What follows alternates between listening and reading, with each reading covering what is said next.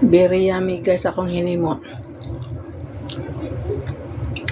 Loaf bread na siya. Akong gi-slice. So, ngayon mo lang siyang slice bread. Ayaw katingala Amalia. Ganong na brown na siya. Kaya no sugar na siya. Kung gibutangan na chocolate flavor. No sugar. Kani akong gibutang. Para mayami-yami. Yang akong gihalo nga gatas is Anlin. More healthy. No sugar guys. Mami kaayo nakahurot na kog duha ka slice. Ang paborito ni Ami Nicor Biligas. Yummy. Chocolate flavor. No sugar. No preservative. 3 days na dyan siya ni mo dahi.